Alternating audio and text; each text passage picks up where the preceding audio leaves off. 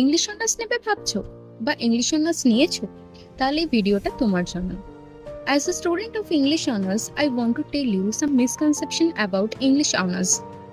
Number 1, যদি তুমি ভেবে থাকো কলেজে ওঠার পরে তুমি গ্রামার ইমপ্রুভ করবে বা তোমার গ্রামারের বেসটাকে আরো সলিড বানাবে, সেটা কিন্তু একদম ভুল ধারণা। কারণ কলেজে ওঠার পরে ইংলিশ অনার্সে কোনো গ্রামার থাকে না। তুমি ক্লাস 12 অব্দি যে গ্রামারগুলো শিখেছো সেগুলো তোমায় অ্যাপ্লাই করেই পড়াশোনা করতে হয়। নাম্বার 2, অনেকেই ভেবে থাকো যে আমি তো বেঙ্গলি মিডিয়ামের স্টুডেন্ট, আমি ইংলিশ অনার্স নিয়ে আদৌ এগোতে পারবো কিনা বা আমার পক্ষে সুইটেবল হবে কিনা। সেটা কিন্তু পুরোটাই তোমার নিজের ওপর ডিপেন্ড করে। যদি তুমি লিটারেচার ভালোবেসে থাকো বা তোমার নিজের মধ্যে কনফিডেন্স থাকে যে আমার ইংলিশের বেস স্ট্রং আছে বা আমি নিজেকে ইমপ্রুভ করে নিতে পারবো, সেক্ষেত্রে ইংলিশ অনার্স নিলে তার কোনো কিন্তু প্রবলেম হয় না। ইংলিশ অনার্স মানেই কিন্তু স্কুলের মতো প্রোজ বা পোয়েম মুখস্থ করে নোটস লেখা নয়।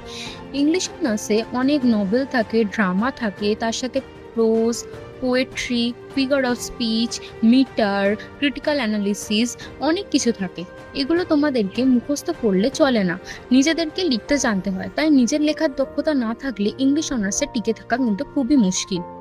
তাই লিটারেচারের প্রতি ভালোবাসা এবং নিজের লেখার ক্যাপাবিলিটি থাকলে তবেই ইংলিশ অনার্সে আসাটা উচিত। আর ভিডিওটা ভালো লাগলে অবশ্যই লাইক করো এবং এই ধরনের ইনফরমেটিভ শর্টসের জন্য অবশ্যই চ্যানেলটাকে সাবস্ক্রাইব করো।